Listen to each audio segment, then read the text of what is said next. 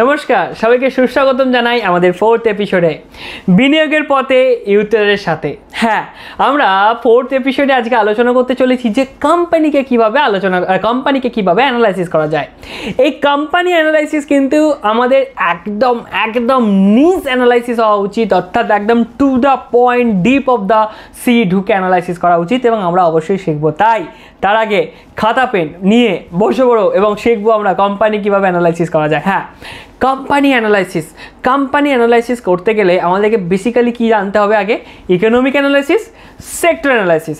এই দুটো অ্যানালাইসিস যদি তুমি না জেনে থাকো তো অবশ্যই ভিজিট আওয়ার ভিডিও প্লেলিস্টে আপলোড করা আছে, আমাদের ইউটিউব চ্যানেলে আপলোড করা আছে, তার লিঙ্ক ডেসক্রিপশন বক্সে দেওয়া আছে, একদম মুখের উপর তুলে দেওয়া আছে। খাবারটা খালি খেতে হবে। তো চলো আগে ভিজিট করে এসে এই ভিডিওটা দেখো।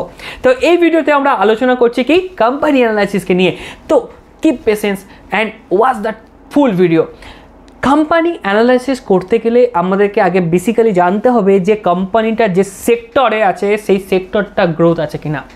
কারণ যদি এরকম হয় যে আমার একটা কোম্পানি এফএমসিজি সেক্টর থেকে বিলং করে এবং এফএমসিজি সেক্টরে যে কটা কোম্পানি আছে সবকটাই প্রায় ব্লু চিপ স্টক, অর্থাৎ সবসময় আমরা দেখি আপদে বিপদে সবসময় 10 to 15% রিটার্ন জেনারেট করে, বাট সেভাবে বড় গ্রোথ দেখতে পাওয়া যায় না, তাহলে সেরকম সেক্টর থেকে হলে হবে না।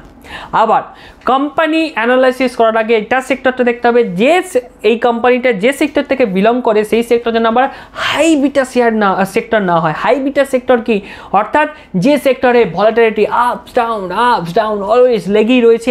একটা সূক্ষ্ম নিউজ, অমুক দেশে একটা পিঁপড়ে মারা গেছে, তার জন্য আমরা দেখতে পেলাম ব্যাংকিং সেক্টরকে ডুবে যেতে। এই রকম যে নিউজগুলো দেখা যায় যে কোনো বাড়িতে যদি ইঁদুরও মরে যায় তখনও দেখা যায় ব্যাংকিং সেক্টর পড়ে যাচ্ছে।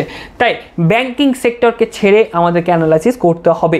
এবার আমি বলবো না যে ব্যাংকিং সেক্টর খারাপ, ব্যাংকিং সেক্টর ভালো, ডেফিনেটলি ভালো, লং টার্মের জন্য ভালো, বাট এটা যেহেতু হাই বিটা স্টক থাকে, এখানে বড় বেশি আপস অ্যান্ড ডাউন থাকে।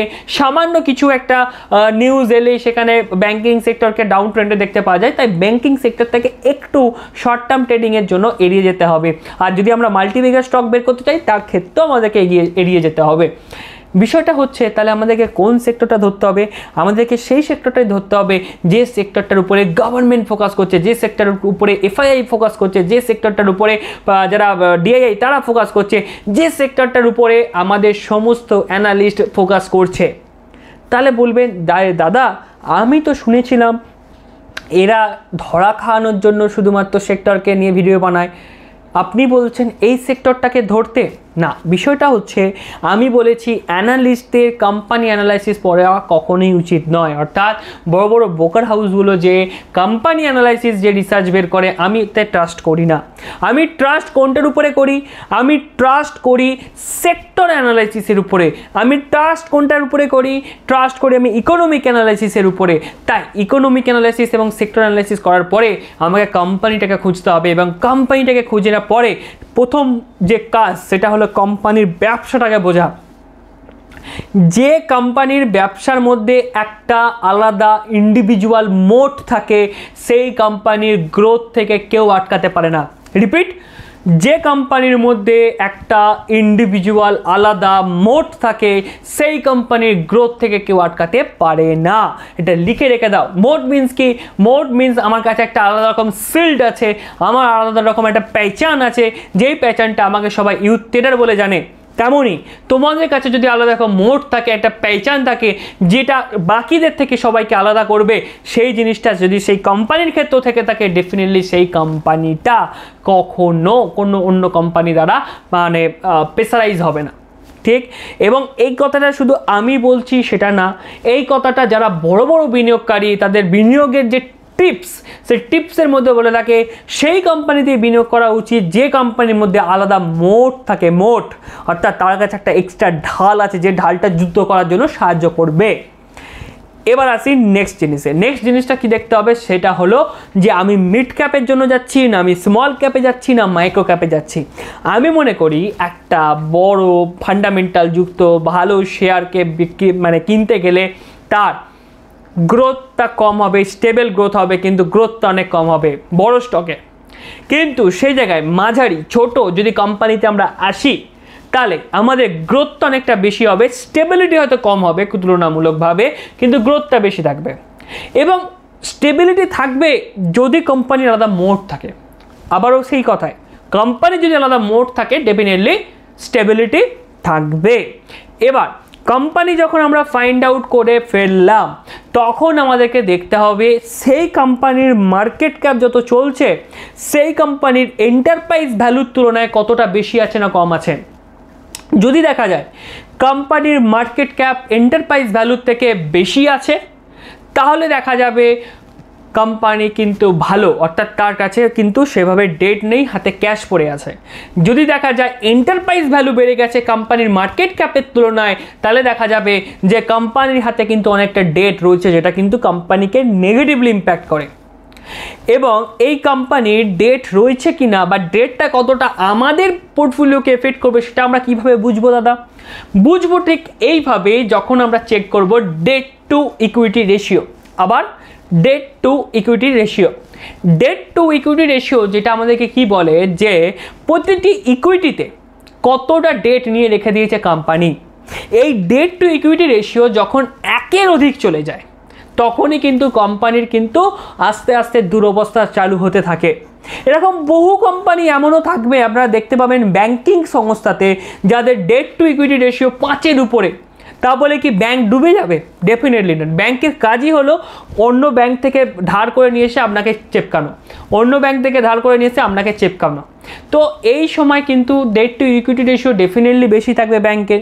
তো ব্যাংকের সিস্টেম আলাদা, ওই জন্য বললাম প্রথমেই সেক্টর বুঝতে হবে। ব্যাংকের সিস্টেম আলাদা, আমাদের বাকি কোম্পানির সিস্টেম কিন্তু আলাদা হবে। নেক্সট আমাকে যেটা চেক করতে হবে সেটা হলো তার কারেন্ট প্রাইস কত চলছে, ভাও কত চলছে, কারেন্ট প্রাইস। ভাওটা কিভাবে বুঝবো?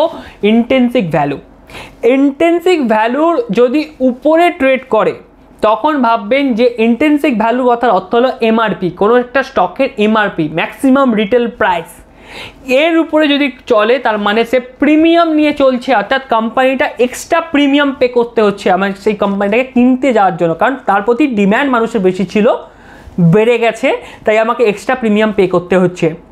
যদি আমরা দেখি যে কোম্পানি ভালো ফান্ডামেন্টাল, বাট সেই কোম্পানি ডিসকাউন্ট রেটে পাওয়া যাচ্ছে, তাহলে ডেফিনেটলি সেই কোম্পানিটা বিনিয়োগযোগ্য কোম্পানি, এবং আমি প্রেফার করি সেই সমস্ত কোম্পানিতে বিনিয়োগ করা।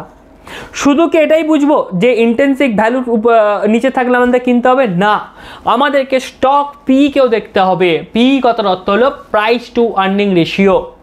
প্রাইস টু আর্নিং রেশিও যদি দেখা যায় যে স্টকের individual price to earning ratio industry price to earning রেশিওর থেকে কম আছে, দেন ওটাকে বলা হবে আন্ডার ভ্যালুড কোম্পানি। তার কারণ তার যে প্রাইস তার আর্নিংয়ের থেকে কিন্তু কম, অর্থাৎ তার আর্নিং বেশি হচ্ছে, প্রাইস কিন্তু কমছে, তাহলে কিন্তু সেক্ষেত্রে কোম্পানি কিন্তু আন্ডার ভ্যালুড রয়েছে। কিন্তু যদি দেখা যায় যে তার প্রাইস টু আর্নিং রেশিও অনেক হাই ইন্ডাস্ট্রি পির থেকে, তাহলে আমরা বুঝবো ওভার ভ্যালুড হয়ে গেছে, অর্থাৎ যদি কোনো বড় ফল আসে তার কিন্তু কারেকশন হওয়ার সুযোগ এই কোম্পানিতে আগে থাকবে। এবার নেক্সট আমাদেরকে চেক করতে হবে কোম্পানি ডিভিডেন্ড পে আউট করে কি না। কোম্পানি যদি ডিভিডেন্ড পে আউট করে, তাহলে কোম্পানির ম্যাক্সিমাম শেয়ার হোল্ডিং প্রমোটারের কাছে কত রয়েছে। যদি দেখা যায় যে কোম্পানি প্রমোটারের কাছে 75% হোল্ডিং রয়েছে, এবং তার সাথে আলাদা জানেন শেয়ার হোল্ডিং মানে কি, 3টে ভাগ থাকে, একটা হলো প্রমোটার, একটা হলো এফআইআই, একটা হলো ডিআইআই, একটা হলো রিটেল পাবলিক। আমাদের মতো প্রমোটার কারা, মালিক গোষ্ঠী, এফআইআই কারা, বাইরে থেকে যারা বিনিয়োগ করেছে, ডিআইআই কারা, যারা আমাদের দেশীয় সংস্থা বিনিয়োগ করেছে, আর রিটেলার্স কারা, রিটেল মেম্বার কারা, আমাদের মতন মেম্বার। তো এর মধ্যে দেখা যাচ্ছে যে প্রমোটারদের কাছে 75% হোল্ডিং আছে, এবং বাকি ডিআইআই এবং রিটেল মিলিয়ে তারা আবারও ঘুরিয়ে বিনিয়োগ করে রেখে দিয়েছে, যাতে তাদের কাছে স্টেক হোল্ডিংটা বেশি থাকে, এবং দেখা যাচ্ছে ইনডাইরেক্টলি 87%-এর কাছে হোল্ডিং রয়েছে কোম্পানির, প্রমোটার এবং প্রমোটারদের কাছের ফ্যামিলি মেম্বারদের। তাহলে দেখা যাবে সেখানে যদি প্রমোটার ডিভিডেন্ড 100%-এর কাছে ডিভিডেন্ড পে করছে, বা 80% ডিভিডেন্ড পে করছে, বা 70% ডিভিডেন্ড পে করছে, ডেফিনেটলি কিন্তু এটা নেগেটিভ দিক বা রেড ফ্ল্যাগ দিক। কোনো কোম্পানিতে যদি এরকম দেখা যায় যে কোম্পানির নিট প্রফিট ডিক্রিজ হচ্ছে, কিন্তু ডিভিডেন্ড পে আউট বাড়ছে, বা কোম্পানির যারা বোর্ডে রয়েছে তাদের স্যালারি আস্তে আস্তে ইনক্রিজ হচ্ছে, তাহলেও কিন্তু এটা নেগেটিভ দিক, সেই কোম্পানি থেকে আমাদেরকে দূরে থাকতে হবে। তো এছাড়াও আমাদেরকে এটা দেখতে হবে যে কোম্পানির মধ্যে যে লোন, যদি লোন থাকে সেই লোনটা শর্ট টার্ম লোন দেখা যাচ্ছে যে কমছে, লং টার্ম লোন আবার দেখা যাচ্ছে, না সরি মাফ করবেন, দুটো হতে পারে, এক হচ্ছে লং টার্ম লোন বাড়ছে, শর্ট টার্ম লোন কমছে, সেক্ষেত্রে কিন্তু কোম্পানি এক্ষেত্রে বলা যেতে পারে স্টেবল জায়গায় যেতে চাইছে।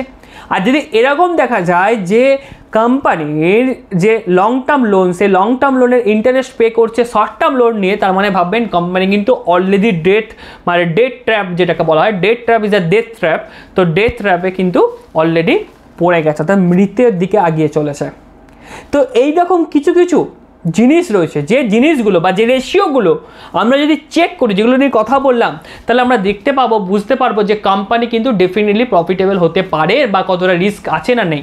লাস্ট যে রেশিওটা নিয়ে কথা বলবো, এটা একদম এনাফ বেসিক লেভেলে, সেটা হলো ROCE, return on capital employed. অর্থাৎ আমি যদি 100 টাকা বিনিয়োগ করি কোম্পানিতে, তাহলে কোম্পানি কত আমাকে রিটার্ন জেনারেট করে দিচ্ছে। তাহলে আমরা যদি দেখি 100 টাকার মধ্যে 25 টাকা যদি মিনিমাম রিটার্ন তাকে কিন্তু জেনারেট করে দিতে হবে, এটা আমাদের রেশিও। তো 25% কিন্তু যাতে ROCE থাকে সেই জায়গায় আমাদেরকে দেখতে হবে। রিটার্ন অন ইকুইটি আমাদেরকে দেখতে হবে যে প্রতিটা ইকুইটিতে কত রিটার্ন জেনারেট করছে, সেখানেও যেন 20 to 25 উপরে থাকে। তো আজকে আমরা বেসিক কোম্পানি অ্যানালাইসিস সম্পর্কে বোঝার চেষ্টা করলাম এবং কিছু কিছু রেড ফ্ল্যাগ অ্যানালাইসিস নিয়ে বোঝার চেষ্টা করলাম। যদি তোমরা এই কোম্পানি অ্যানালাইসিসে একদম deep of the sea submarine নিয়ে পৌঁছাতে চাও, তো check out our description at least once. এখানে আমাদের যে ফান্ডামেন্টাল কোর্সটি রয়েছে 1000 টাকা প্রাইস, কিন্তু এই 1000 টাকা প্রাইস দিয়ে তুমি কি কি পাবে? 50টা ভিডিও পাবে, 10টা লাইভ ক্লাস পাবে, 5টা ডাউট ক্লিয়ারিং সেশন পাবে, তার সাথে একটা বই পাবে, যে বইটা বাংলাতে লেখা, তুমি পাবে না এখানে কোথাও, বাংলাতে লেখা বই পাবে, এবং একটা সার্টিফিকেট থাকবে, যে সার্টিফিকেটের ভ্যালু থাকবে ISO সার্টিফাইড। এবং আমরা যেহেতু ISO সার্টিফাইড, সেহেতু তোমরা ISO সার্টিফিকেট পাবে, এবং যে সার্টিফিকেটটা কিন্তু পরে কিন্তু তোমরা ব্যাংকিং সংস্থা বা ফাইন্যান্সিয়াল সংস্থার ইন্টারভিউ প্যানেলে তুমি বসে বলতে পারবে যে না, আমি এরকম একটা সংস্থা থেকে শিখে এসেছি যে যারা ISO সার্টিফাইড। তো check out our course and always আমি বলি যে থ্যাংক ইউ সো মাচ আমাদের ভিডিও দেখার জন্য। ভালো লাগলে লাইক করো, শেয়ার করো, সাবস্ক্রাইব করো, এবং লাস্ট একটা ভিডিও রয়ে গেছে আমাদের এই টোটাল সিরিজে, সেই এপিসোডের সেই সিরিজটা অবশ্যই খুব শীঘ্রই আসবে। থ্যাংক ইউ সো মাচ, ধন্যবাদ, দেখা হবে নেক্সট ভিডিওতে।